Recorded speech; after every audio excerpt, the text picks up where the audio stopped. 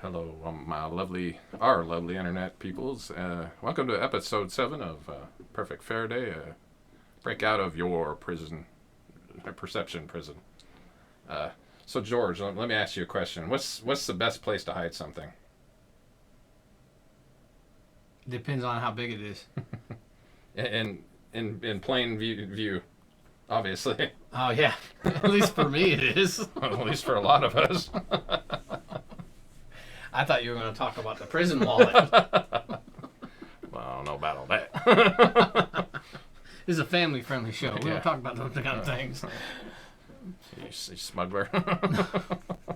Yeah, well, I was in the Navy, so. I see. All right. Well, welcome to another episode. Here we are. My name is George Merchant. And I'm Jeremiah Evans. And today we're going to talk about our perceptions and how they fool us. And I think this is a fun topic. And it kind of goes to the theme of what we're trying to accomplish here in the show. And Jeremiah likes to end the show by saying, think for yourself. And that's one of those things that's near and dear to me. I think that we have a perception problem. We get entrapped by our own ideas and ideals, and I think some of these things are going to be a little familiar, and I'm hoping to expand people's minds without the use of narcotics. I was about to say narcoleptics, but I like to make up words, so narcotics. Yeah. Huh?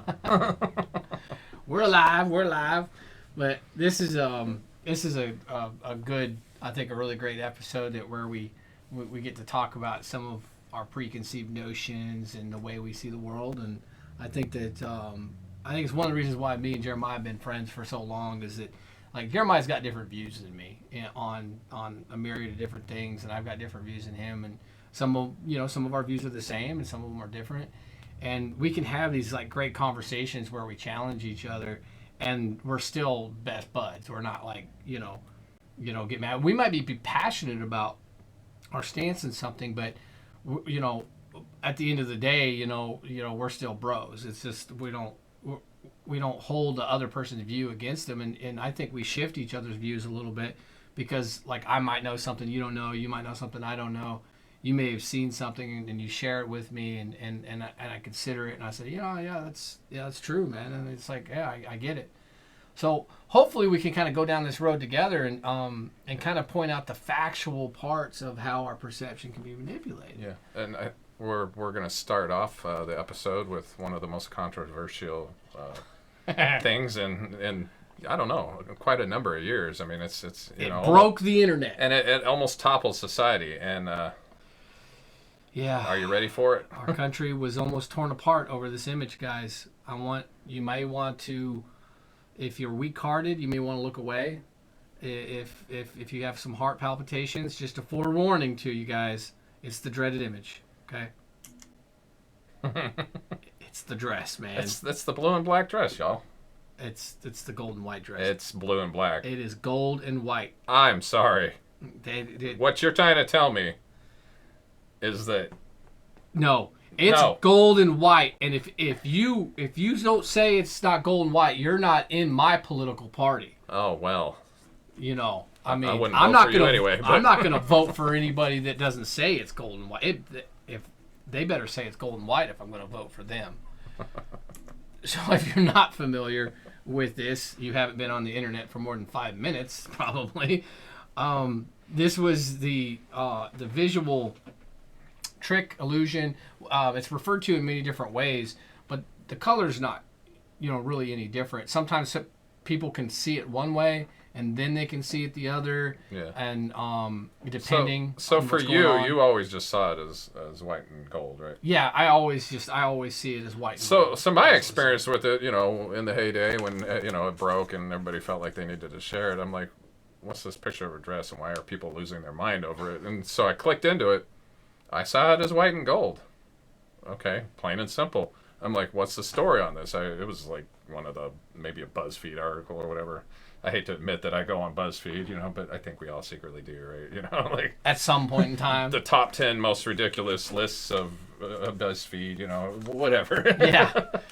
At some point in time, you're like, oh, who are are the hottest celebrities. I don't mind clicking through pages and pages. Ooh, Well, they steal my information. At any rate, I read down and I'm like, what's the story with this? You know, and I scrolled down past the picture and they're like, well, some people see it this way and some people see it that way. You know, some see it as the white and gold and some see it as black and blue. I'm like, shut up or whatever. And then I scrolled back up and ever since I have not been able to see it as white and gold like I initially did. I've only been able to see it as black and blue, and that really disturbed me. I'm like, because I'm somebody that, you know, especially my eyes, you know, like I feel like my eyes can't deceive me, and I really think that was a lot of the contention. You know, because people obviously argued, you know, that I see it this way, but for me, like I saw it both ways, and you know, for this guy, he only ever saw it the one way, you know, so I could see where people would argue, but for me, it messed with my mind because I've always like fought internally in my mind, like, is this real or not? Like, I think I brought that up in previous episodes, you know, I'm like and you know, for me, with it, I was like, huh, cool, I guess people see it different ways. Yeah. Like, I mean, it just, like, it didn't mess with me at all at that point because it's probably partially my upbringing, is that I was like, oh, yeah, people perceive things, like, differently. It wasn't, like, such a strange idea to me.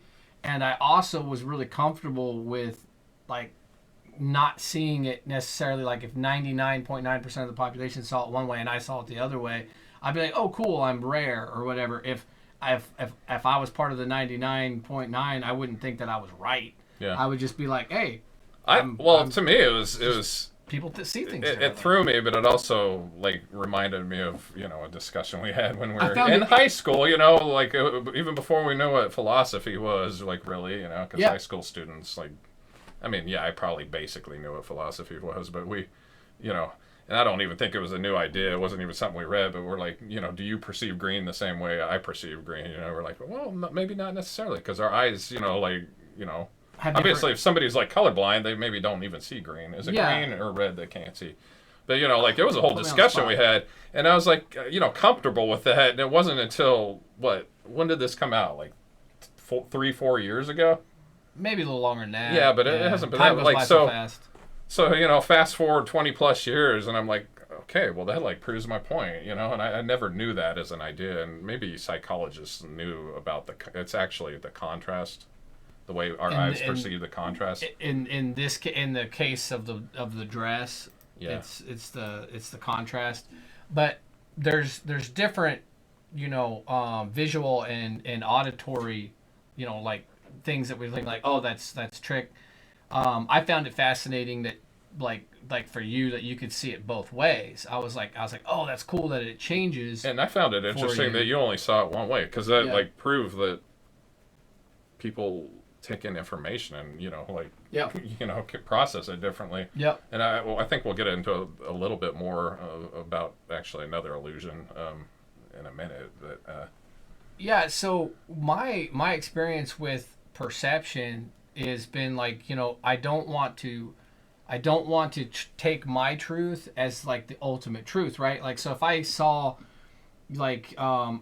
somebody helping somebody, I'm like, oh, they need help, or, you know, somebody's on the ground laying down and they're bleeding and somebody's like standing over them or whatever, and to me, I might perceive them as they're actually administering first aid to them, and you might have seen it 2 seconds earlier and be like, nah, dude, that guy just stabbed that person or whatever. Yeah. And I'm just like, whoa, that completely changes. Then all of a sudden I see it his way too, because he filled me in with a little bit more additional information, and I'm like, wow, because my perception of the whole thing was like, oh no, and I view this person as being like noble, right, at first, and then all of a sudden you're like, no, dude, that guy stabbed him, and I trust what you're telling me, because you know you don't lie to me about stuff, so I'm like, oh man, this is not right. Now, if you weren't trustworthy, I probably right off the bat, especially if I don't trust you at all, I'd probably right off the bat be like, no, they're administering A. Don't be twisting it up or whatever. Yeah. So we have these different perceptions, and they can literally be over the same exact thing, the same issue, and then we have a struggle with, you know, coming to the conclusion of what the reality of the situation is, because our brains like to play tricks, if we want to say play tricks. I don't think it's necessarily play tricks. It's more like shortcut to interpreting reality. Yeah. Forming the world that we live in that we can move through. Yeah. You know? Like you tend to not want to overthink, something that just doesn't seem that important to you. Yeah. So you just like make a snap judgment, which, for the most part, that's what our brain just does, and it works, but... Yeah, and we all make judgments. People are like, don't judge. We're not talking about like shaming somebody or whatever. Like, we're just talking about, making judgments in general. Like, should I turn left or right? Is this hot? Is this too hot for me to pick up with my hand? Do I need to put a glove on? I mean, we make judgment calls continuously. And when the information that's coming to us can be manipulated or cut off, where we only get to see so much or anything like that, I got to show this image right here, because this one right here is a little bit easier for me personally to see out than the dress thing, and I love dogs, so I'll show you guys this one. So you've got two dogs here, okay? They look like two different colored dogs, a mostly blue with a yellow shade and a mostly yellow with a little bit of a blue shade, right? I don't know. That looks like a donut with legs and a funny tail on the other end. Shibis. All right, so let's just go ahead and click over to the next image real quick, all right? When we take out the background that's all around them, watch what happens. You see that right there? I'll zoom in a little bit right here, make it bigger for those of you watching on TV at home. They're the same. They're actually the same color, everything. They're a copy of each other, just put in a different background, but they are the same. And we'll show you another illusionary trick here in a moment too, where we actually had to take what we did was we went into paint on your desktop apps, and we sampled the little sample tool. We actually cut out, we didn't sample, excuse me, I did that earlier, but we cut out two portions of them and had to put them side by side, because when you look at it, you just can't see them as being the same, but they actually are. Yeah, and this is one, I don't know, there might be some people out there, but I haven't met anybody yet. It's similar to the dress thing, like in how it works. I don't know. There's articles and stuff about it. Like, I'm not going to go that in depth, but I haven't met anybody that can see it anyway. But I mean, I don't know. Well, there's a whole argument too. There's an argument over like scientists don't agree on this subject, guys. There's an argument as to what causes this. There actually is an argument as to like root causes, because people talk about tricks of light and this and in your eyes and everything, but when people prove it out through more and more tests, what they end up proving out is that it's not your eyes. It's not your eyes playing a trick. It's your brain playing a trick. Yeah, well, and that's very important. Yeah. That's very important for this whole subject that we're talking about. It's not your eyes, guys. It's not that, there's some sort of, like, it's receiving a different wavelength of light or something like that that's causing that. It is actually your brain, because your brain autofills stuff, like the terrible autofill program. Well, actually, I guess it's gotten a little bit better, but our terrible like autofill, like on our phones and stuff, where you're trying to text your mom or something like that, or your dad, I love you or whatever, and it sends something completely inappropriate. You realize that, okay, that this thing's imperfect, because it's trying to guess that next word. And most of the time it works great. Sometimes it doesn't. That's why I don't think we run into these things super often, or we don't notice them. They're happening all the time, but we don't notice them, because our brain, what we're actually perceiving through our brain, is not what the actual objective reality is. Yeah. And I think that's very, very important. Eyes, not brain. So what the problem that we're facing here is that our brain is filling in these details. Our brain is doing this to us. Our brain is wanting to say, okay, I know what this is. It's not that important anyway. It's just an image of something or whatever. And so your brain is automatically producing some of these images for you, and people are like, oh wow, and that's uncomfortable for a lot of people. Yeah. It's so funny, because the dress thing, like we were joking around, But really, I mean, it people was a big got argument. mad at each other. Oh, yeah. Yeah, people literally got mad I mean, into people like probably shouting stopped arguments. talking to each other, arguing about it. Yeah, before politics took over everything. Yeah. I wish we could go back to a day where it was like arguing over a silly dress, although. Yeah. So we're going to do one that's a little bit easier, guys. We're going to show you an image that, along the same vein of thought, right? And what we're going to do is we're going to show you before and an after. And we're going to explain. We're going to walk through it real fast, without keep yabbing my jaws here. I'll just go ahead and show it to you. Yeah, leave it up there for a second. Yep. So, look at it. A versus B. Like. So right here, Yeah. the A up here, and the B right here, okay? Yeah. I mean, just take it in for a minute, like, obviously it's a checkerboard, and we know checkerboard, checker pieces have two alternating colors. I mean, it's usually red and, maybe it's more like a chessboard, but it's usually, the pieces are red and black, but the board itself is usually, I mean, that really is a checkerboard, right? Yeah, that's a checkerboard. Okay. Yeah, a checkerboard. Yeah. So. Or it's a chessboard. It's checkers, because I like checkers better, and that's all that matters. Chess doesn't exist. Well, that's because you lean simple, and I lean advanced. Yeah. So, anyway, we can all concede that checkerboards have white and gray, in some instances. So, what's the difference between A and B in this case? Are they the same? Are they different? Now, you guys have probably already guessed it at this point because we're all prepping you for it.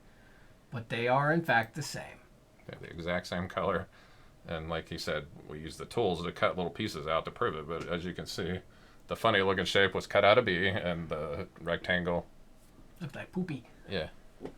But so all we did was just go in and just edit it, and just cropped out those pieces, just cut them out, literally. And so you can see the shapes. Yeah. You can see them side by side. Now your eyes aren't playing tricks on you up here, but down here, I'll just zoom in a little bit for you here. There you go. But when I'm still looking at this, they still look different. They still, no matter how much I try. Yeah, you're not going to see it any way but that. But when I look up here, that's the same color. And what I was saying, the best they've come up with is it's not so much an error as like it has to do with how our brain perceives contrast. Because as you can see, well, I don't know if you want to go back to the picture just real quick so I can kind of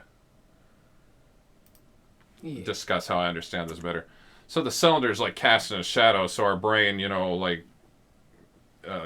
perceives things in shadow different than in light.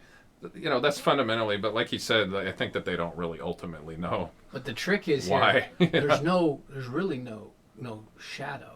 But yeah, this is the illusion I was saying that I've showed it to a lot of people, and they'll say up and down that those are two different. There is no. I mean, I would almost think somebody was lying myself if they said that they could see it the same, because I mean, look at the four pieces around it. You'd think that around B, to be precise, it's obviously a different color. Yep. But it really is, if you see the way the shadow's casting, the very corner at the top of the piece above B is the same color as B, but not the shadow. And that's what I'm saying. It's in how our brain perceives contrast, but there's more to it than that. And it would be interesting if they could crack that, but also kind of scary because, I think we'll touch on, it's kind of scary that somebody can make you see what they want you to see. If they understand how a lot of this works. And I think we talked about it in a previous episode when we were talking about AI. I was like, what if AI could figure out? Yeah. Like how to mess with you, how to continuously manipulate your perceptions and steer you a certain way. Which I feel is being done. It very well might be. But yeah, I know. Getting into conspiracy theories and stuff like that, I do believe that there are bad faith actors that are actually influencing that kind of stuff to steer people's perception. And I think some of it is almost like market forces, that there's not a guy in the background twirling his mustache and saying we're going to manipulate these people. I think that it just went that way. Because one of the things I've learned about perception of with a lot of things is that a lot of people don't want to hear your opinion. They want to hear their opinion coming out of your mouth. Yeah. That's typically what it is. I don't want to hear my opinion coming out of your mouth. I want to hear your opinion. Leave a comment. I mean, I want to hear your opinions on stuff. Absolutely. I don't mind my worldviews being challenged. Yeah. If my worldviews aren't being challenged, I feel like I've just kind of, I've sold out, man. I've just slid right in, and just been like, I think in the case of the dress like argument, it really was like a point of contention for people, and I think that proved the point that somebody didn't silence their phone, and they're gonna not hear the end of it. But at any rate, this is why we need to discuss and not just like reactionarily attack people, like other people's perspectives, right? Like, because maybe, I don't know, this phone case here, I see it from this angle, he sees it from that angle, like, what's the usefulness of it? Well, it's got a clip on the side, but I don't see that. Like, I'm like, this is a piece of junk, like. But if I talk to him and he's like, well, look, you didn't see that. Oh, well, okay, I can see how that's useful. I've been doing this job for a long time. I've been in industrial work my whole adult life. And even my Navy experience was just basically industrial work. And I've had Jeremiah actually introduce a couple of, like, hand tools to me. And at my first glance is like, it's just another kind of gimmicky whatever. And he's like, no, check this out. And he's like, and he shows it to me. And I'm like, oh, man, that is awesome. I was like, that's really super useful. Okay, I'm straight up blanking because, I always introduce stuff to you. Yeah, there was a particular cable stripper that I was like, I was unfamiliar with at all. And I was like, and then you're like, yeah, you just do this, and that. You adjusted it, and you round. I was like, oh, man. Oh, yeah, the Jonard, okay. Yeah, and then, the Jonard. Do we still have one hanging on? Do we have a Jonard hanging in here? No, I think we finally took it. No, And I was like, oh man, that'll be a huge time saver on the job. And then recently, I've been looking for a long time for a better print software because it takes us so long to do our electrical prints. And I brought something in and showed it to Charity that does most of our print work. And she came in and like instantly fell in love with it because she could instantly see the value of it and how it affected. Sometimes we can't see the value of things, right? Maybe we're not familiar with it. Maybe we don't see the value in what somebody brings, not just these things, not just these gadgets. Everybody's interested in gadgets and stuff. But what about the value in people? What, in the conversation? Sometimes you may think that somebody's conversation, because it's vile to you, you don't like it or whatever, you don't see the value in it existing. And you have a hard time coping with somebody saying something really, really ugly. I've always said that sun is the best disinfectant. Let it be out there. Let it be out there because, one, you know who's off their rocker. But, two, it allows the challenging of those ideas, okay? Because once you put them out in the public space, it allows people to challenge those ideas, and you can change a lot of people's perception. I would much rather have, like, and I'm just going to go ahead and say it, I'd much rather have, like, a neo-Nazi say something online, okay, within reason, not threatening anybody or anything like that, like threatening physical harm. I still believe that that's wrong and it should be taken down because you don't want anybody else to be motivated by that. But I'd rather have that be on there and then it get attacked, right? And then have all the other opinions and voices and breaking it down and why it's ugly and tearing it apart, right? I'd much rather have the bad ideas be out there and be attacked. I don't want to push them into some dark corner of the internet where these conversations fester among only like-minded individuals and they're never challenged. I want them challenged in the public space because then what you end up doing is you end up converting people. You break through their perception walls and they're like, oh wow, I hadn't considered that before, and it's painful at first, right? Yeah. I mean, just like with I see people emotionally react to these color schemes, and I'm like, people see things different. I'm not going to tie my pride and my emotion to an idea like that. And I recommend that people try to unlock from their prison. There's a whole world out there to experience and explore. We're going to talk about something that's really, really neat. Could you imagine if you went through life and you couldn't describe a color, a common color, such as blue, okay? But you're not colorblind to be specific. You're not colorblind to be, straightforward. You're not colorblind or anything like that. but you just didn't know the color blue, or one day you woke up and you no longer could even see the color blue. Like it almost, like if you think about it, it almost has a sadness to it, right?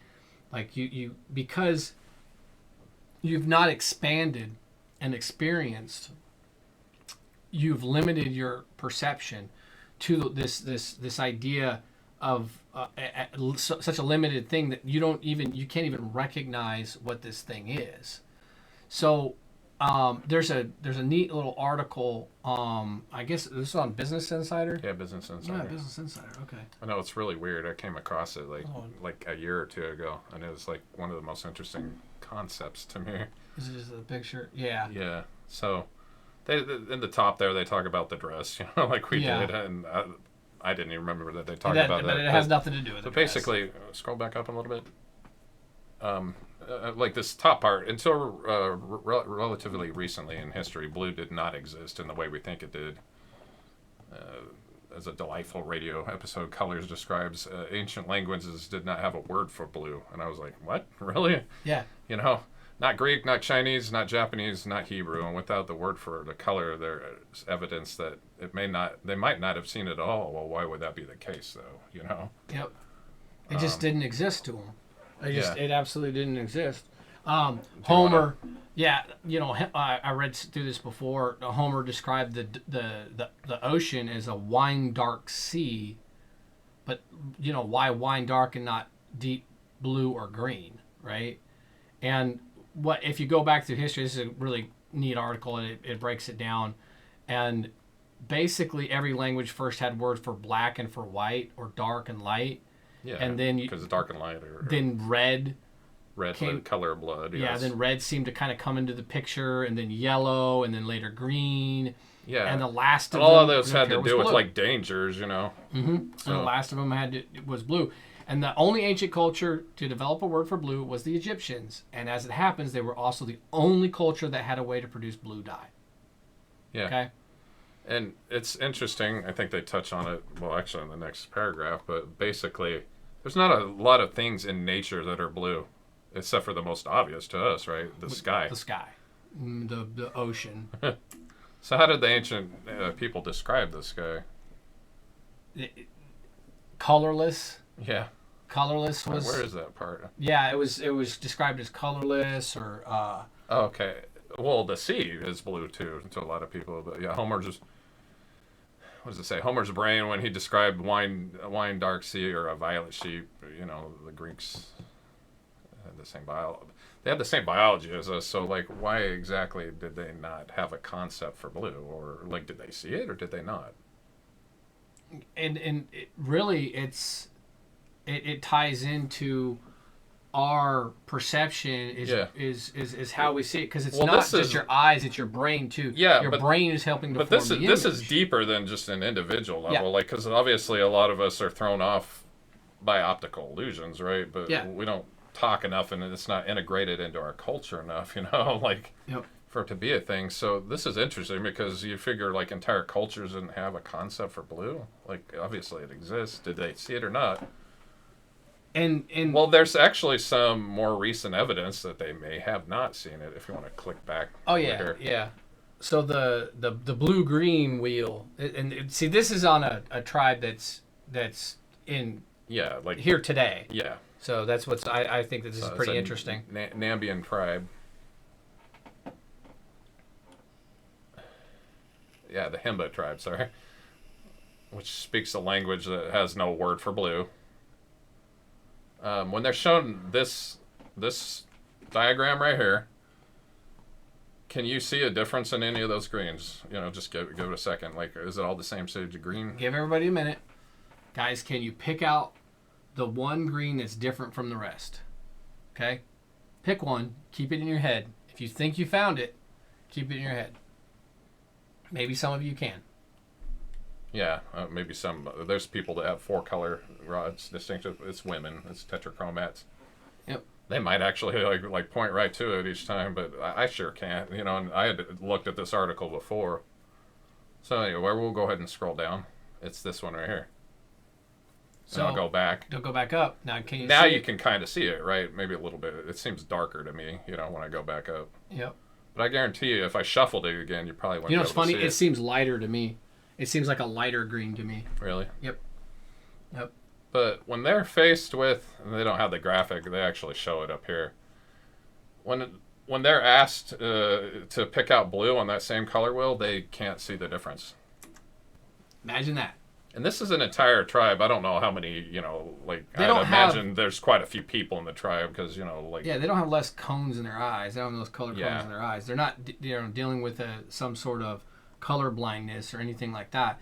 This is a cultural, what's the word I'm looking for? Cultural... Construct? Construct or whatever. God, Yeah, this is maybe not the right word. But, yeah, I mean, well, we could go with that. But it's culturally enforced. It's a culturally enforced ideal. Okay, so it's as simple as a color, which is funny to me because when we typically talk about culture enforced ideas, we're talking about like, monogamy and like values typically is what we're talking about. But you got to understand that they're all related because once we start putting structures in our head, whether we're talking about our values or we're talking about a color, we're just talking about a color here, guys. How much more, separated from the objective reality and objective world is things like values and ideas and ideals and the way we should treat other people and the way that we should interact and stuff. Yeah, well, Like ideals how much are, more is are in that? a sense more abstract, but once a culture comes together, like ideally, they figure out what's good and bad, and hopefully you. But you always have outliers. You always have people that are on the fringes. You always have people that don't make it despite all their efforts. You always have people that feel like the culture failed them, or they were raised differently within that culture.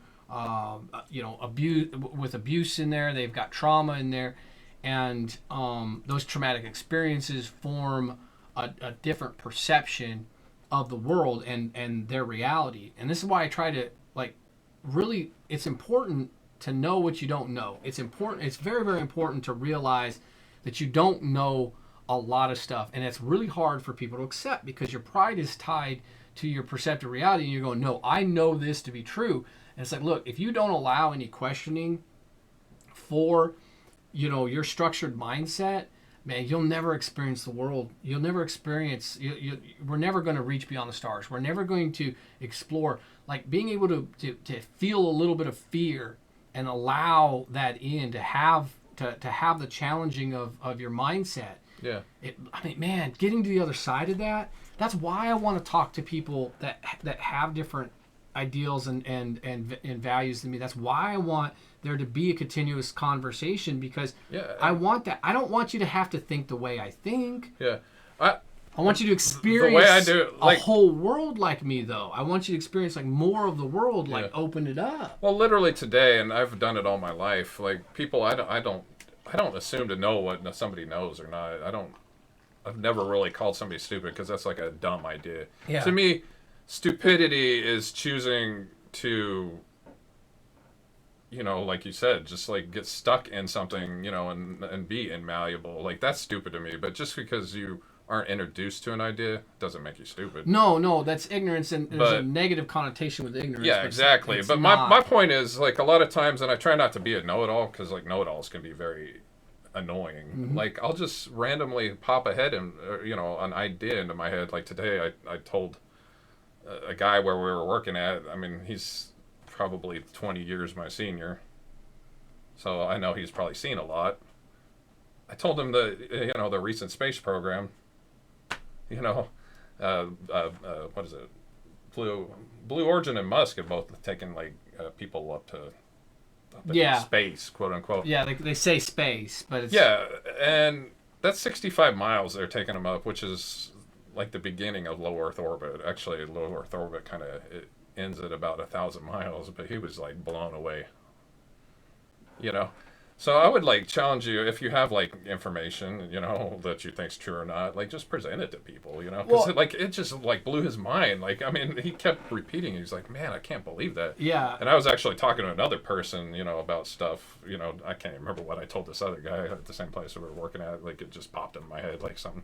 He's like, yeah, and I was like, I'm sorry, I don't try to be a know-it-all, but like, it can be like an icebreaker to somebody you don't know, like enlightening. yeah, just something you found interesting in the day, There's like a period of history that we call the Enlightenment, and the broadening of our minds and our perspectives of the world that we live in and the world beyond us and around us, and the sharing of information.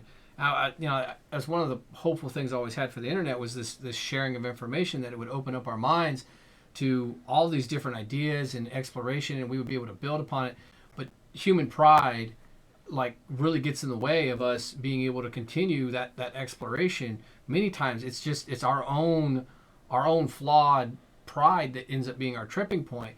When somebody shares something like that, when you say, hey, did you know that it was only 60 miles up or whatever, people go, oh wow, that I didn't know that. That's actually kind of mind blowing, because I've driven 60 miles before. We've all driven 60 miles before, and it's like that's not that far of a distance. I didn't realize that that's all what they're calling space. But I think this brings to another point where it's like it's very important to be clear on what we're saying, and not allow language. I know it irritates you to death. I know it's one of kind of like your pet peeves when people mess with the language. When all of a sudden they start using when they're using the same word you're using, and I think we can all come up with examples of this. yeah, one of the most annoying ones would be literally, Yeah, people the way. Yeah, that would be the best example, like Literally way everything. misused. But I think more recently, I think people just didn't understand the word literally, and it became this cultural thing. But nowadays, it's like there's more of an insidious, like drive to redefine words, or like muddle their meaning, and Because it alters the perception of it. Yeah. It alters the perception of what's actually going on. And that's my warning to it a dulls lot of something people. that's sharp, or sharpens Yes. something that Yes. should remain dull. It really can, I mean, turn a situation just by the wording that's used. And I think everybody can, I mean, I'm sure tons of examples come to people's heads, but it could take a situation that's benign and turn it into something that looks evil, or it could turn a situation that's like really truly evil and make it seem just more benign and normal, and like justify it by using these different words. It alters our perception of what it is, of what it really is. Like I think we can all agree like murder's wrong. Like we shouldn't go and murder people. That's like an extreme example, but when somebody says, well, so and so. So what's murder though? The intentional unlawful causing of death of somebody, killing somebody unlawfully is murder. Because that's one I've heard beaten up like crazy. Oh yeah, like yeah. We talk about because like in the like law books, like murder is any time you kill somebody, but what's the intent? Yeah. Homicide, manslaughter. What there's legal definitions. Homicide is more intentional, but yeah, manslaughter is murder. Yeah, because you killed somebody, but so when we're having a conversation, me and you might say somebody murdered somebody or whatever. But if we were talking about like a court case, you have to be more specific, and this is where a lot of people just like completely shatter in these concepts. Is that when you're talking about like legal concepts, the wording like really matters, because that's the law, and the way that it's written is based off of those legal definitions. So when somebody says so and so is being tried for the murder of so and so, you go, oh wait a minute, was this what are we talking about? Manslaughter, homicide, was it a crime of passion, whatever. There's these things that come into play there where the legal definitions really, really matter. And that's, I think, something that actually irritates me a lot. Yeah, when people start talking about that stuff. I'll give 2 examples of words I've corrected people on in my life because they're 2 distinctive different words, and people misuse them all the time in our field of work. Oh, shoot, I just touched those 2 wires. I got electrocuted. Oh, well, did they have to, like, shock you back to life? Electrocution literally means, like death by, Yeah. you know. There's probably more words than that. So, no, you got shocked. And then the other one is people are like, I got robbed, you know, because something's missing. Oh, yeah. No, rob, well, that's probably more legal, but in the general, you know, or broader terms of stuff, that's somebody trying to cause you harm and take stuff, you know. It's like you're burgled or burglarized, you know, if somebody, like, steals from you, you know. For all you electricians out there, one of my pet peeves is the misuse of the word common. And anybody out there that works with electricity might understand that a little bit more. Is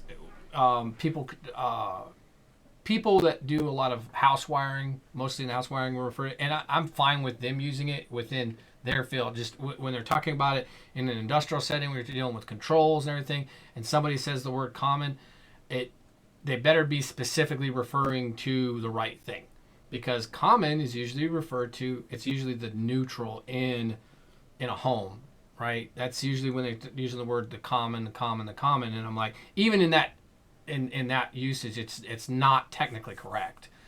But a neutral is a neutral. Common's a whole different thing. I won't go into a big old tirade, but that kind of thing, what it does is it causes confusion. And these guys over here, there might be a guy that's been doing the work for like 40 years, and he's just always called it that. And it's like that's okay. He's done good work and all of this stuff, but he confuses the other guy that he's talking to because he uses it that way. And his perception is he wants them to tie into the common, and the common is actually 24 volt DC. And this guy over here is talking about the neutral, you know, the 120 volt neutral or something like that. Yeah. So he's over here saying, no, you need to tie that into the common. And the guy over here is going, oh, okay, well, the common on this, in this part of the system is this, because it's actually specific to the system. Yeah, common very specifically means like a common point, you know, a common in what point. we do. Yeah. It could be anything, you know. It could be neutral. It could be high. It could be 24, or, you know, 0. It could be any voltage. Yeah. It really could be 400 volts. Yeah. You know, like, it could be any voltage. Yeah, it's just when you have multiple points that need to be fed. That's where I believe that word came from. You know, and then people were like, oh, well, when I'm testing, where's the common? Frickin' OEMs and stuff use like CMN or whatever, just because that's what people got used to, and like. That's legitimately dangerous. Yeah, it's inconsistent. It's inconsistent. It's been a pet peeve of mine. It's legitimately dangerous to say a common, because like somebody could wire something up wrong and not know. You know, they need the reference. I think is the word you like to use. You know, like basically, well, we'll complete this circuit. You know, and I put 400. Who's right then, right? And you know, circling it back around to our perception. And breaking out of that is like, there's guys that have been doing this for a long time. Am I going to sit there and correct them? I'm not going to. Most of the time, no, I'm not going to bother, because they're going to get all huffy. They're going to get mad. They're going to be like, what do you know? You know, you're younger than me or whatever and stuff. How do you claim to know this or that or whatever? And it's like, no, it's because it's the clear definition of what it is. Yeah, and unfortunately, like I said, they just got so comfortable in it, and then like OEMs will print it on it because, you know. And it became the vernacular, and like I and hate guys that, will fight with me know? about it. So I don't bother with a lot of the older guys that they refer to it as common. But for those that I can educate right, we do have we're starting up our classroom here. I've taught classes in site and everything. That's part of what we do, is helping to educate people in controls, mostly in controls for industrial settings. So coming from, you know, my view, I think that perception gets formed around what they heard, what they were around, the guys they worked around. And so this whole idea of what this is, and then to them, in reality, that means neutral, right? So if you just tell them like, no, dude, you're wrong, that's not what it is, you're fighting an entire, you know, industry of people that are referring to it that way. And they're always going to have that same ideal set. You're not going to be able to kick them off of that no matter what. And there might be some people that are listening to this video that say the same thing. They're like, no, you're wrong, and this is why, and everything. And I'm like, look, do me a favor. go look up a relay. Go look up a relay. Go look up a relay and look at the different points and see what they're called. Okay, there's common points on a relay that you can hook any voltage up to. Now come back and explain to me what common is after that. So and if you can do that, if your pride can handle that, and that's a big part of the problem is it's like, no, I know this to be true because this is what I heard my whole life. I know this to be true because that's what all my friends said. I know this to be true because the people that I like to vote for said this, or the channel that I like to listen to said this. Remember, don't fall into that trap of wanting to hear your opinion repeated back to you out of other people's mouths. Well, and things that are obviously important, you shouldn't just get lazy and just be like, well, everybody does that. Like, I hate that. Like, well, everybody calls it that, so just shut up. Or yeah, whatever. it's acceptable. Like, socially acceptable to do that or whatever. And I understand social pressures. I understand that it plays a role, plays a huge role in our culture, in any culture. Social pressures and stuff. But to go along, to get along, is to accept a lie and not live a full life. Yeah. And I don't believe in that. Yeah, many times what you say is going to align with most people, and you're going to be just fine. And it's nice to live in harmony and not have that problems, but you don't have to accept a lie. I wouldn't go around picking fights with everybody. But, you could just walk off with the knowledge of knowing that you know something clearer than they do. Yeah, I mean, you don't have to be an obstinate. Like a few people I know in my life. I know more than maybe few, but maybe yeah. some relatives of somebody that just has to argue with everybody. Like, that's not the point of what we're saying. No, it's just that, like, challenge like what you know to be true. Start with yourself and challenge yourself to start with yourself. Like ask people stuff or like just engage with people. If you think there's a problem in our culture, seek today, the truth, and start with yourself. And like I said, think for yourself. That's why I say that. Like, it's not that I don't think that you literally think for yourself, but like, I mean, in all things, think for yourself. Don't ever like fall into a rut and just be like, oh, I'm just gonna accept that because why do anything additional? Me and all my siblings are different in personality. Every one of us are different in personality. And I was after I joined the military, I was visiting back home, and I was spending some time laughing and joking around with my dad. He's a big old jokester. And I said, how did we all turn out so different? How do we all turn out so, like, personality-wise so differently? There's similarities between us. We have overlapping things and stuff like that. A lot of the core of our foundational beliefs and stuff lie along the same lines, our values and stuff. But personality-wise, we're very different people. And I was like, how did you end up with so different kids? And he said, I didn't want sheep. It was really that simple to him. He's like, I wanted you guys to think for yourself. He's like, I didn't want sheep. I wasn't trying to make carbon copies because I wanted you to be successful in life, so certain values were important to that.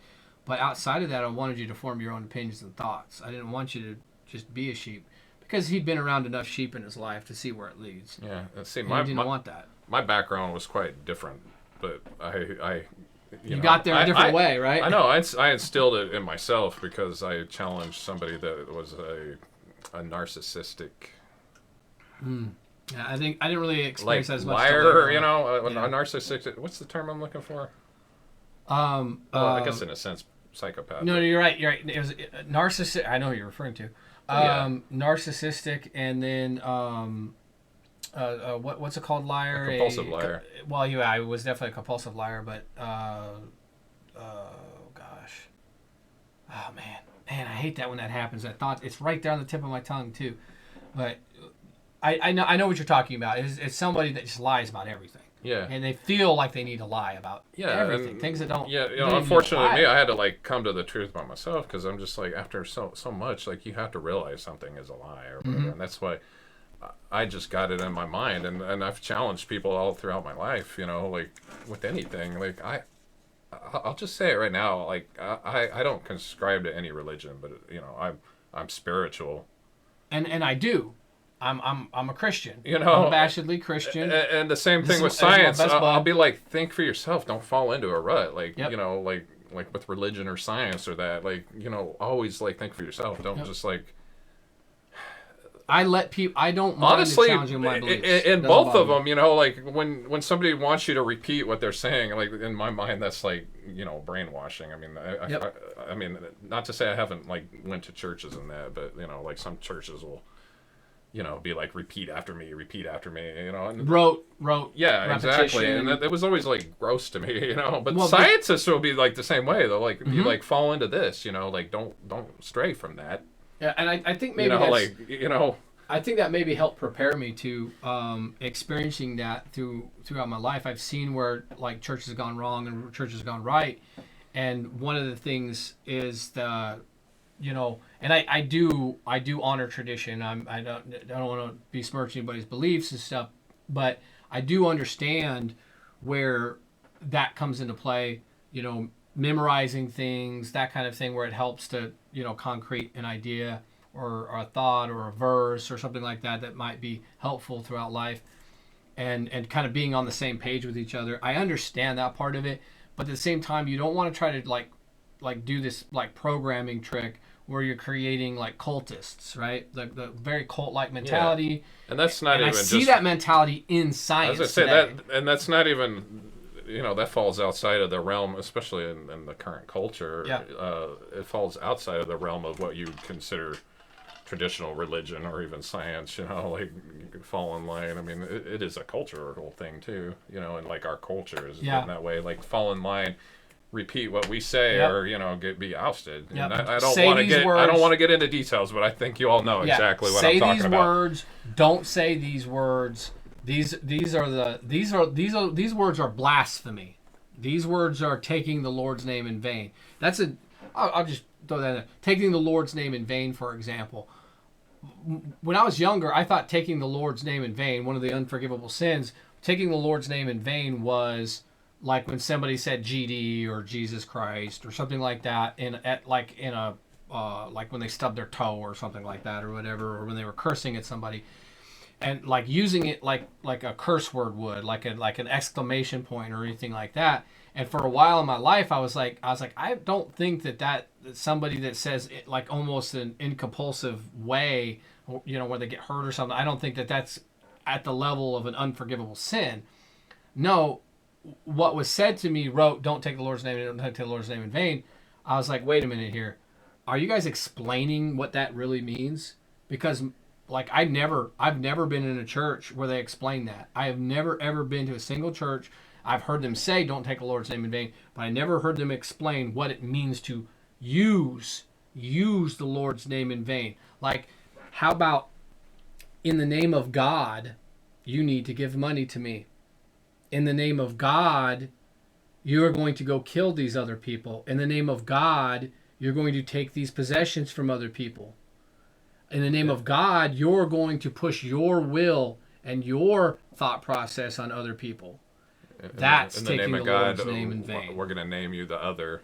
And again, take what you have. Yeah, that's taking the Lord's name in vain. Yeah. So, I mean, there's just that, and that's almost a part of our culture. Like people that are, you've known, like you're not a Christian guy or whatever, but you understand like taking the Lord's name in vain has meant, saying GD and saying these things or whatever, saying God or whatever and everything. Like you know that's not even part of it. It's like it's cultural. Like that's our idea set that's what that means, but that's not what that means. That's clearly not what that means. When you read these things in Scripture and you study them within context, because context matters, and it changes the perception of it. It changes the truth of it, and you get to the real value and the real truth and the fundamental truth of it. That's why I believe the way that I do. It's not because somebody else told me to believe the way that I do. Because I challenge a lot of things and I allow for the challenge of my ideas because I don't want to be so set in an idea that I'm driving off of a cliff. Yeah. I want to be rooted in truth and foundational, and that goes with everything, whether I'm talking about spiritually, emotionally, physically, the real world, scientifically and logically, man. When you start to take a look at where we are in science today, me and Jerry have had a lot of discussions about this. The big problems I think we face in ours is that it's become almost like a religion. You repeat the dogma of the time and say it's this way, it's this way, it's this way, it's this way, and anybody that challenges that with an idea and says, hey, wait a minute, and I'm not talking about crazy flat earthers or anything like that. I'm not talking about some wackadoodle stuff. You can filter some of that stuff out. You can be like, okay, well, their way out there. God bless them. Hopefully they'll come to the truth one day. I'm gonna ask you a question real quick. What would you overarchingly call that, like as a group or whatever? A cult. Okay. And what's the definition of a cult? At the very fundamental level. I bring this up because words matter. Basically, when I had this discussion when I was like 16 or 17 with some guys that were theologians or whatever. Well, that's what I'm getting at. You know? But yeah, I want to see where you go with that. It's basically the unquestioning following of a leader. Usually a singular leader, but not always a singular leader. It's usually the unquestioning following of an ideal, leader, religion, whatever it is. It's basically like you don't stop to question. They say do this, you do that. You say repeat this, repeat that. It's like there's no room for any other interpretation. It's that one ideal leader or whatever's interpretation of it, and there's other things that show to point to it being a cult, like people repetitively repeating the same lines. Like turn on the news, and people always repeating the same things, that same thing over and over again, no matter what, and not questioning it whatsoever and going into it. And it's usually pretty destructive. It completely blocking out the objective reality or accepting and opening up to it. Well, what's your definition of what do you got on that? Probably, I mean, there's like three, when I pull up cult, three definitions, but ultimately, the way I've viewed stuff, and just because I don't prescribe to religion, I hate it when people attack it blindly. Mm-hmm. So, especially, I hate it when people attack other religions. But I don't like it when people attack other religions. There's three definitions, and I'll give you the sinister ones first. And a small group of people having religious beliefs or practices regarded by others as strange or sinister. That's what people throw at me a lot, and I hate that definition. Yeah, not misplaced not a good definition. Or excessive admiration for a particular person or thing. Also not great. But really, I think, the fundamental as a noun, a system of religious veneration and devotion directed toward a particular figure or object. Yeah. So I will point out that every religion, when it first started out, was considered a cult by outsiders. Yeah, until it became a full-blown religion. Yep. So when I hear people attack Catholicism or I don't think I've ever heard anybody call Catholicism in my lifetime like a cult. But, I have. I have. I guess so. But other Mormonism. I've actually heard other Christians even call that. Oh my gosh, what is it? The people that.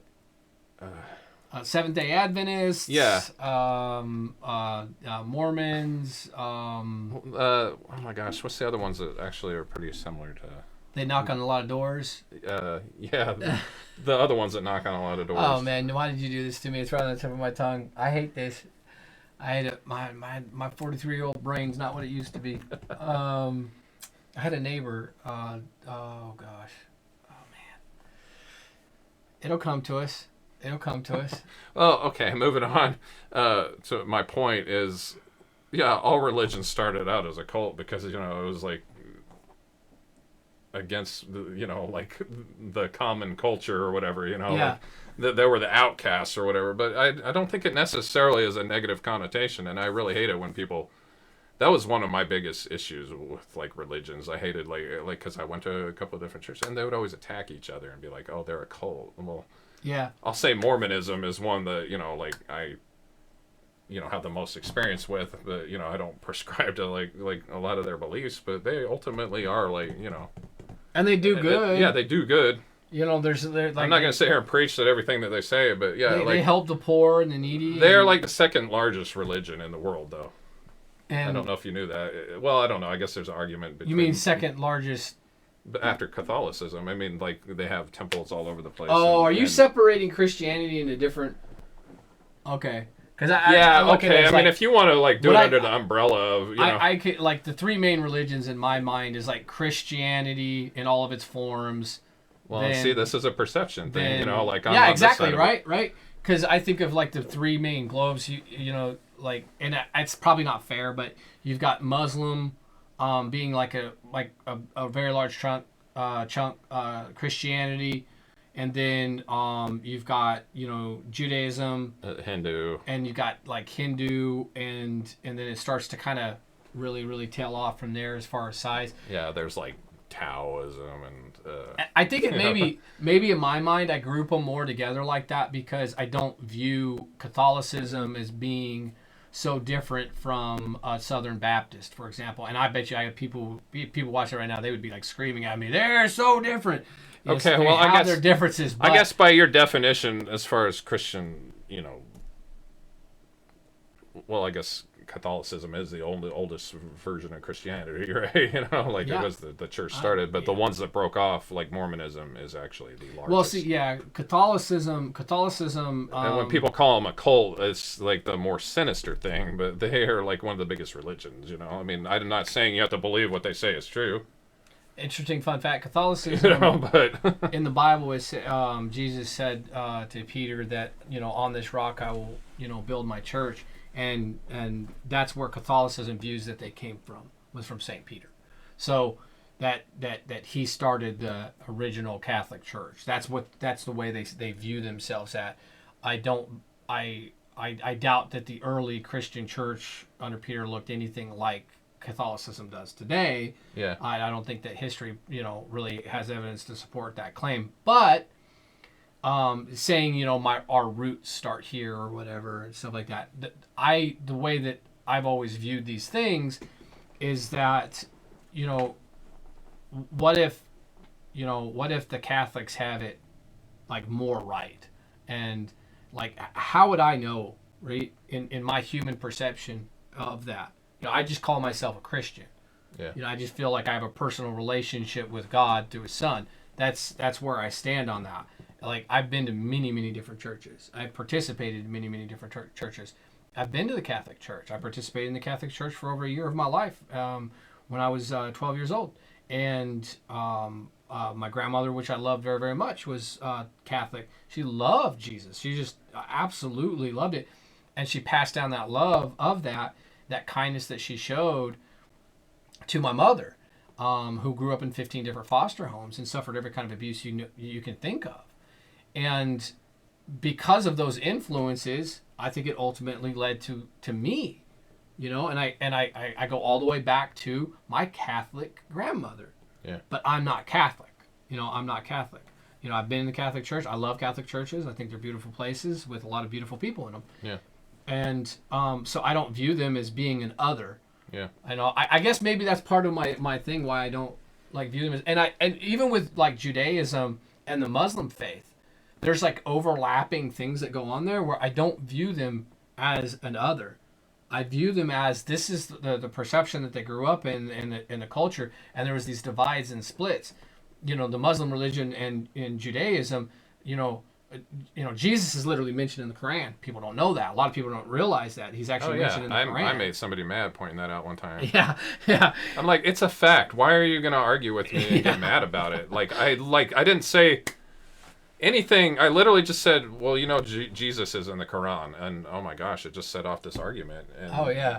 He stepped in and you said, oh man, we're getting deep on this episode. We're talking so much about religion and stuff. Yeah. But I think it's important because these are things that people fight. People fought wars and killed each other over this stuff. So I think maybe it is important when we talk about our perception and how we've grown up.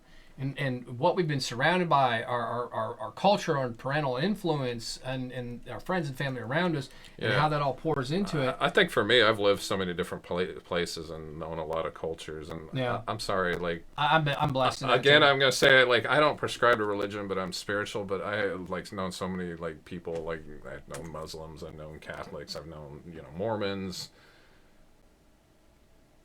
I don't know, whatever, denomination of Christianity, there's so many good people. You can't just make assumptions, that they even have the all the same belief values, And they all believe in something greater than themselves. Yeah. They all have a very strong. To me, that's important. I mean, but again, I'm not going to hate an atheist that just has no sense of a greater being, and to me, I'll just say, I don't think it's, what some people try to, prescribe God as being, some little, gray-haired man or whatever. And I don't even really like, that's probably a very No, minimalizing, version of what people like believe God is. But like, I don't know. If you don't have like a faith towards something, like for me, like astronomy, like I love astronomy because I can look, even though like scientists try to like claim, that they know exactly what's going on out there, and they probably have like little to no clue. Yeah. But there's like these big systems that are like so much bigger than we are, and like the light from a star that like we the James Webb, we're about to get some pictures from. I'm excited, man. Very soon. I'm nerding out about it. Some of the stuff you're gonna see on there, like you don't even know that star is still there. Like it like died out like before mankind was even a thing on Earth. That's what you say. Well, okay, yeah. I know the Earth was created 6,000 years ago. That's part of the. I guess I shouldn't be mean like that. 'Cause some people actually might believe that. I mean, and there's plenty of people that do believe that, because there's people that are literalists in their religion, and there's people that seek like the deeper truth in it. So when we're looking at these sort of things and our perceptions and how they form us, and we can't allow the challenging of it, like what we become rooted in a religious like cult like sort of thing. Now I allow for people to challenge my religion. I know you're not gonna shift me, but that's just because I know some things and I know some deeper truths about life. But I've challenged you about religion my whole life, but not in a horrible way. And I've like changed your mind about stuff, and you've. Yeah, being like you're and not. And the same for me, like I haven't wavered. Like I don't have a use for religion because I can see like the beauty in like something bigger than myself. Like, but I still don't think I'm still working on them, guys. I still don't think religious texts, like most of them, are that bad because like some people need that, like right, like. A lot of people need that. Though. Yeah. A lot of people need that. I mean, like every society needs like a good moral compass, like tenets, There's a saying from somebody probably a lot wiser than me that if somebody that's won't believe in anything is bound to fall, for anything basically.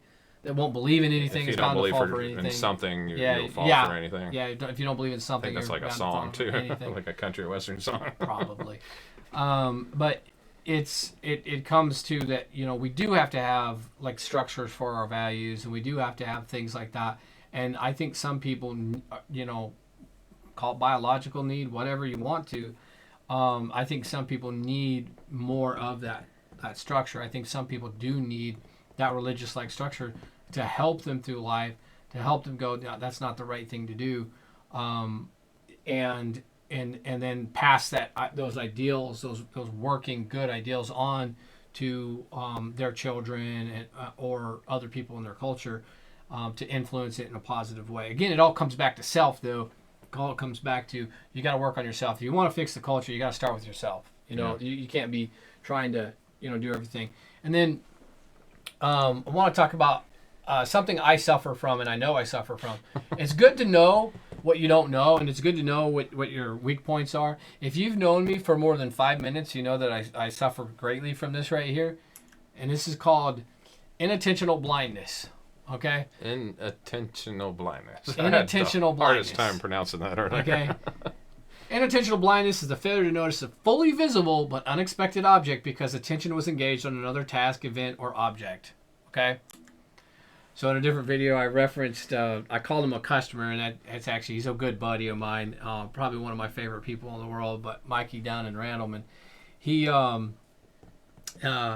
pointed out when something actually like sparked off right in front of my face, and I didn't. I've done that to him multiple times. He's like, I didn't see nothing. I'm like, dude, I saw like a little over there. Hello? Yeah. And what happens is I live mostly in my mind. Because I'm dealing with control systems, so I'm thinking about this connecting to this, and I'm actually literally forming pictures in my brain. I do the same thing, but for some reason our brains work so much different. And I actually want to talk about one more like illusion that we talked about earlier. So after we're done with this, so don't let me forget. What ends up happening is it's almost like it takes up my senses, my other senses. Yeah. Like it's just like kind of shuts them down, where I see almost nothing. Like, what I mean? Like stark naked man could come running across in front of me and I wouldn't even notice him. I just and some people might laugh at that, but if, like I said, if you know me for more than 5 minutes, you know this is a thing for me. And getting my attention, getting me to snap out of that is sometimes difficult because I'm stuck in this this visionary process, trying to figure out what it is that you open up stuff all over the place. Just minimize it. Just minimize it. I'm sorry, I was just checking something. Yeah. So now you got me distracted. See, now that right in front of my face worked, because my eyes are scanning back and forth. But most of the time, you can, if I'm, deep within a thought and I'm focused on something else, you could say something to me. I won't even hear you. I won't hear what you even have to say. Okay. It's just a reminder for me. Oh, okay. So, and I just got a weird mess around. He's actually just successfully distracted. I'm just proving a point because I have to work with this guy, and I swear, I could tell him the building was on fire, and if he's in that zone. And it's funny because I think that's why we work so well, and I'm more on the computer thing, but I'm the more I'm learning stuff that he knows, I'm able to do it. I'm able to draw the big picture, but I can listen maybe to one conversation, and have a little bit of a situational awareness, and it kind of drives me crazy because you can't talk to this man when he's in that mode, but you can talk to me. It'll break a little bit, but I can go back into my mind palace. But sometimes I would love to be able to hyper focus because you add even one more stimulus and it breaks down for me. I just can't even think about anything, Yeah. For me, I get. I can't handle a lot of stimulus at all. And I didn't know this until I was a young adult. I went to Disney World, and I actually had one of those freak out moments when everybody was crushing in around me and stuff when they were fixing to do that parade thing, when they do the fireworks and stuff like that. I didn't even know that about myself until then, because I've been around crowds and in busy areas before, and it never bothered me. Being around people never bothered me. In general, I'm comfortable in public, and it doesn't really bother me at all. But and I've always been a class clown and stuff like that, so I just never thought nothing would, in a public setting would ever really bother me until I was completely flooded with stimulus like that, and I couldn't handle it, man. I could barely breathe, and I had to get away from it because I guess I'm only built to handle so much. So when I switch gears, when I'm thinking about a problem and I'm focusing in on that problem, I'm drawing out pictures in my head and everything and what this is going to lead to. I can't take in very much, if any, of other kind of stimulus whatsoever. Yeah. I mean, if you shout my name or something like that, you'll get my attention. Yeah, but to address the, oh my gosh, I'm not going to say it right again. Inattentional blindness. It actually can be very dangerous, and if you look a little bit into it, and we're going to put a little video that kind of shows how actually a lot everybody has inattentional blindness. Are you talking about the ape suit one? Well, okay, yeah. Just explain it. Jordan Peterson went over it. Okay. He some of the people that might be familiar with him, he actually talked about it. Well, once you know it, it breaks down the video. So, exactly, but we'll still put it up because maybe you'll get the point. But it's. Well, you can go over what you said, but I can tell you how it was dangerous. You're counting how many times the ball's passed, and somebody walks in, and it's not like they're very far away or anything. They're not small. It's right there in your face. Somebody walks in a big old gorilla suit, and most people won't notice it because they're focused on. Oh, look at that! I muted it. I muted it. Okay, that was a straight up an alarm. So, and now we got another gnat in here too. What in the world? We got a hell gnat. It keeps coming back from the So now you're being ADHD. Yeah. It buzzes in my eyeball. I can't ignore it. But the whole thing is that you pass the ball around, and you're counting how many times the ball gets passed. And what ends up happening is most people don't notice that there's a guy in a gorilla suit walks right into the middle of the room. Yeah, he literally walks right through. Right through it. Yeah, and you won't notice it. Now that I've told you, you're going to notice it because you're going to be looking for it. Yeah. But it's something that's been done. Just blind tested several times, and it kind of comes up with similar numbers in the amount of people that don't notice it, and it's pretty common not to notice it. Well, and to touch on why that's dangerous, they believe. Well, I think they more than believe. That's why a lot of motorcyclists get hit, because Yeah, it's like your inattentional brain, blindness, yeah. when you're driving, you're obviously using a lot of your brain, and even though people claim that they can multitask, they really can't. They've proven that, and No. I'm not going to go too much into that, maybe in another episode. But driving takes a lot, and that's why, you know, you should never drive drunk, and, you know, like, no matter how good you think you are, because that impairs it, or, you know, I guess under the influence. But people like expect to see a four-wheeled vehicle, you know, like, because I mean, I don't know, maybe if you ride a motorcycle, like, your brain gets used to, you know, looking for it better. I rode a But like, motorcycle for a people while. will literally Maybe a not bad see a driver. motorcyclist, you know, like, and I'm not even talking about in their blind spot, you know, like, just there because they're not expecting to see something smaller, you know, on the road, you know, because they're used to like looking for vehicles. Yeah. You know, Be that's- safe out there, guys. Yeah, but that's like a good example of that, you know, and that's something that you can work through. I don't know, actually, maybe some people, like, no matter what, can't, like, break out of, you know, severe intentional blindness. Yeah. So Oh my gosh.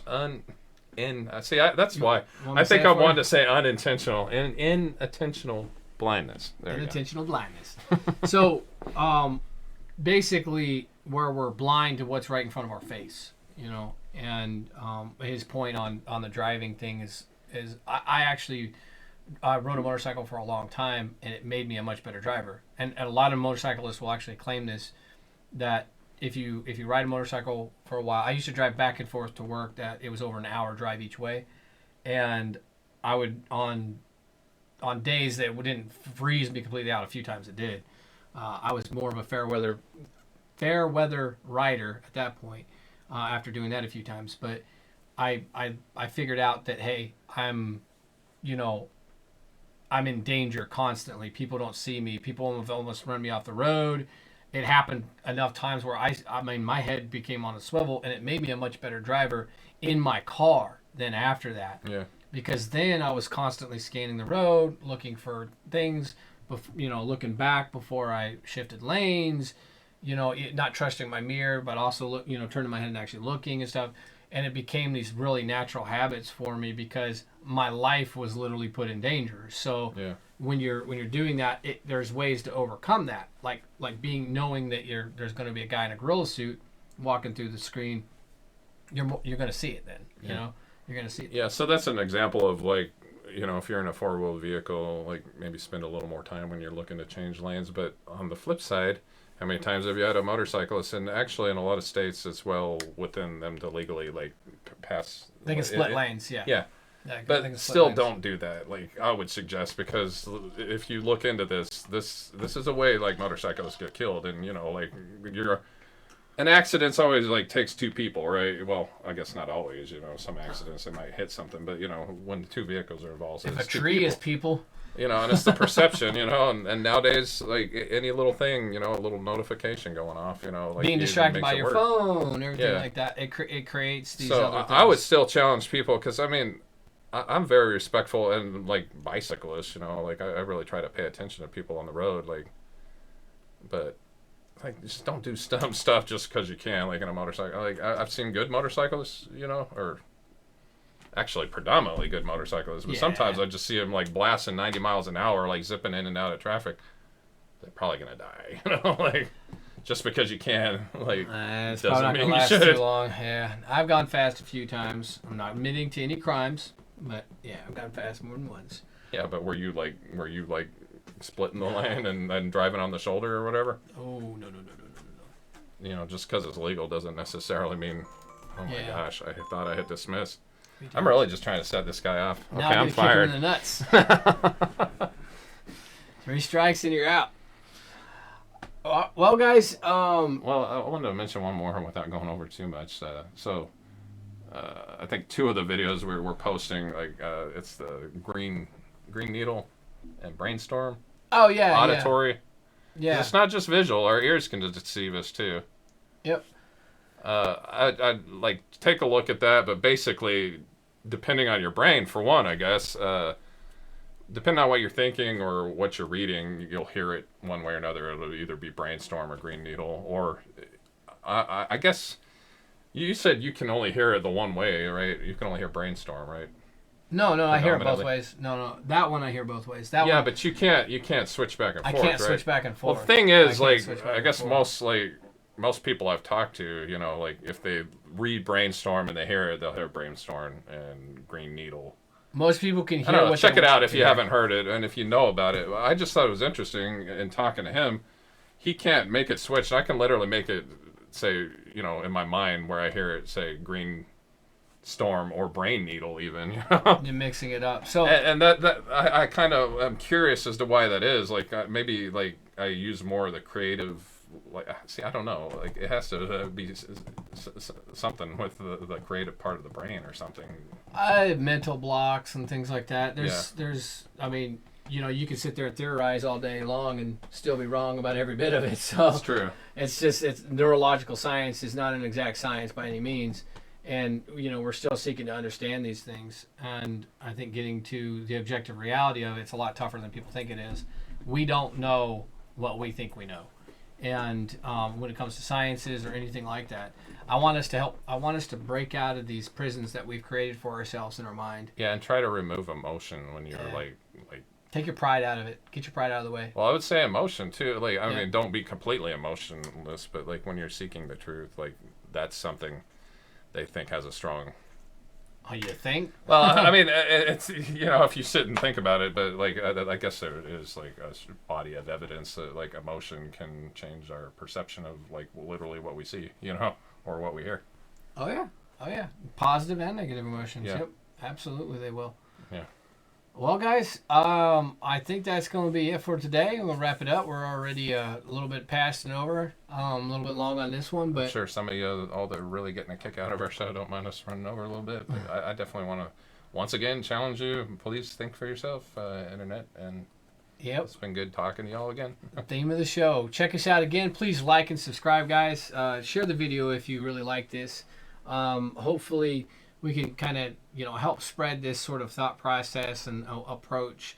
And that's really today's episode is really kind of the theme of our show. Really is it's about thinking for yourself, challenging your ideas, working outside yourself, taking in new veins of information and growing from that, and really experiencing the world in its fullness and in life. Because I feel like we limit ourselves. We limit ourselves so much by not reaching out, not allowing the challenging of our beliefs and our values and where we stand in the world. And if your value is good and right and moral and in the right place, it's going to stand, and it's only going to be stronger on the other side of it. Yeah. So remove that perfect Faraday cage from around your head. Yeah. So that thoughts can get in and out. Oh, I wonder what. I wonder why we had that name as a thing right there. Yeah, we're just going to reveal these little nuggets of secret information bit by bit. So thank you for tuning in. Please, again, like and subscribe. Hit the notification bell if you guys want to get notifications. We don't release a whole lot. We try to release once a week. That way we're not flooding your phone with bing, dings, and everything. So if you would, in our case, please make an exception and hit the notification bell so you guys can tune in again. And you go, yeah, I'll watch that maybe this weekend or something like that. Watch it when you're comfortable. Please respond. Please leave us a little bit of feedback. Tell us, whether you think we're ugly or not. I don't really care. Give us some topics you'd like to hear. Yeah, throw out a topic, and we'll do our best to talk about it and bring up some good information on it. Thank you very much for tuning in, and we'll catch you next time. Have a good day.